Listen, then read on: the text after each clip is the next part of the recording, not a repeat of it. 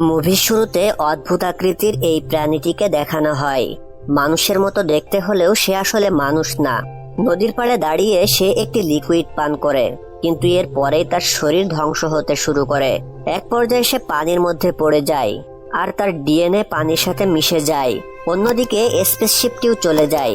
এর পরের সিনে দেখা যায় 1989 সালে কিছু বিজ্ঞানী স্কটল্যান্ডের একটি পাহাড়ে রিসার্চ করে, আর সেখানে তারা দেখতে পায় দেওয়ালে অদ্ভুত প্রাণীর ছবি, যে 5টি গ্রহের দিকে ইশারা করছে।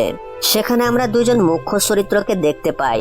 তাদের নাম হলো চার্লি এবং এলিজাবেথ। তারা দুজন একে অপরকে খুব ভালোবাসতো। এরপর 1993 সালে তারা একটি স্পেসশিপে রওনা হয়, যার নাম ছিল প্রমেথিয়াস। স্পেসশিপে আমরা একটা মানুষকে দেখতে পাই। আসলে সে একটি রোবট, আর স্পেসশিপের সিইও পিটার ওয়েলান তাকে বানিয়েছে। এক পর্যায়ে শিপটি তার গন্তব্যস্থলে পৌঁছে যায়, যার কারণে শিপটির ভেতরে সবাই উঠে পড়ে। আর তাদেরকে দেখাশোনার দায়িত্ব ছিলেন ম্যারিডি, যে কিনা পিটার ওয়েলানের মেয়ে ছিল।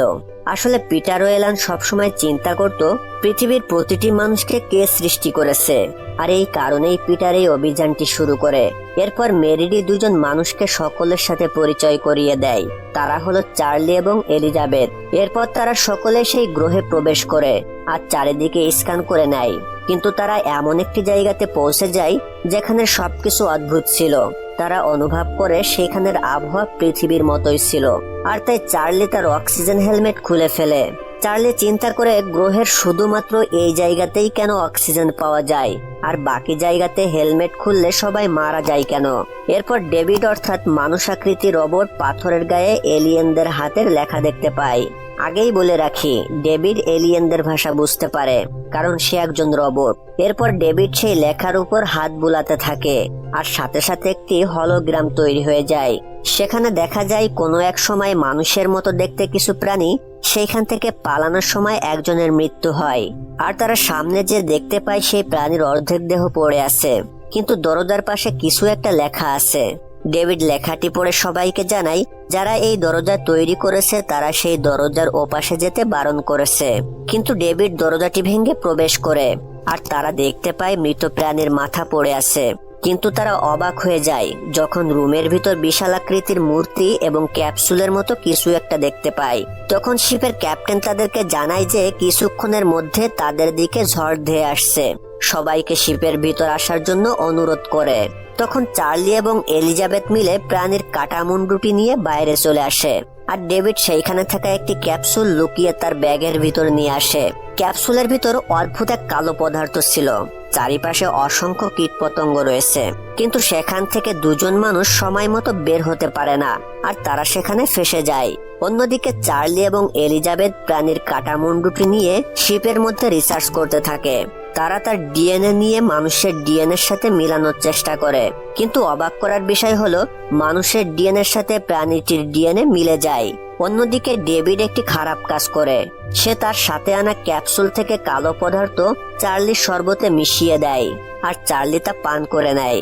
এরপর চার্লি তার প্রেমিকা এলিজাবেথের কাছে যায়, আর তখন আমরা জানতে পারি যে এলিজাবেথ কখনো মা হতে পারবে না, কারণ তার একটি সমস্যা রয়েছে।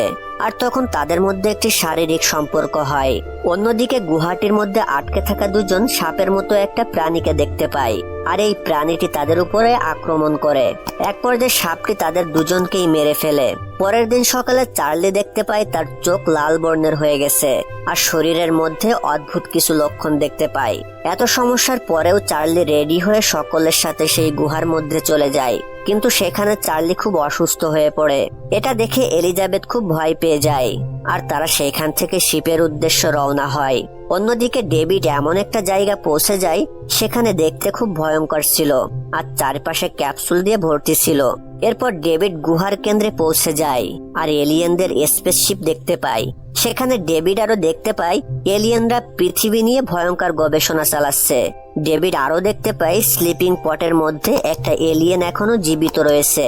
অন্যদিকে এলিজাবেথ যখন চার্লিকে নিয়ে শিপের কাছে আসে তখন মেরিডি চার্লিকে ঢুকতে বাধা দেয়, কারণ সে মনে করে চার্লি ইনফেকশনে আক্রান্ত হয়েছে, যার কারণে শিপের সকলে আক্রান্ত হয়ে যাবে। তখন মেরিডি চার্লিকে আগুনে জ্বালিয়ে দেয়, আর এলিজাবেথকে একটা রুমে পরীক্ষা করা হয়। সে ইনফেকশনে আক্রান্ত হয়েছে কিনা সেটা জানার জন্য। ডেভিড পরীক্ষা করে দেখতে পায় এলিজাবেথ প্রেগনেন্ট। এটা শুনে এলিজাবেথ বিশ্বাস করতে পারে না, কারণ প্রথমেই বলেছি এলিজাবেথ কখনো মা হতে পারবে না। তখন এলিজাবেথ তার পেটে ব্যথা অনুভব করতে থাকে আর সিদ্ধান্ত নেয় সে তার পেট থেকে বাচ্চা বের করবে। যখন সে অপারেশন করে তার বাচ্চা বের করে, তখন সে দেখতে পায় তার বাচ্চা মানুষের বাচ্চা নয়, অনেকটা অক্টোপাসের মতো দেখতে। এরপর সে একটা রুমের মধ্যে ঢুকে দেখতে পায় ডেভিড এবং পিটার ওয়েলান রেডি হচ্ছে স্লিপিং পটে শুয়ে থাকা এলিয়েনের সাথে দেখা করার জন্য, কারণ সে জানতে চায় পৃথিবীর মানুষদেরকে কে বানিয়েছে। এরপর পিটার, ডেভিড এবং তার অনুসারীরা রওনা হয় স্লিপিং পটে শুয়ে থাকা এলিয়েনের সাথে দেখা করার জন্য। অন্যদিকে শিপের ক্যাপ্টেন পালানোর জন্য তৈরি হয়, কারণ সে মনে করে শিপের মধ্যে থাকলে কোনো এক বিপদে পড়তে হবে। কিন্তু এলিজাবেথ তাকে বোঝানোর চেষ্টা করে তারা যে কাজের জন্য এখানে এসেছে সে কাজ এখনো শেষ হয়নি। এরপর ডেভিড স্লিপিং পট খুলে দেয় আর এলিয়েন সেখান থেকে বেরিয়ে আসে। ডেভিড তখন এলিয়েনের ভাষায় বলে পিটার একটি রোবট তৈরি করে, আর সেই রোবট মানুষের থেকেও বেশি বুদ্ধি সম্পন্ন। কিন্তু পিটার জানতে চায় তাকে কে সৃষ্টি করেছে, আর সে এলিয়েন থেকে অমরত্ব লাভ করতে চায়, কারণ সে নিজেকে খোদা দাবি করে। ডেভিডের এই কথা শোনার পর এলিয়েন তার শরীর থেকে মাথা আলাদা করে ফেলে, কিন্তু সে রোবট হওয়ার কারণে জীবিত থাকে আর পিটারকে এত জোরে আঘাত করে যার ফলে সে মারা যায়।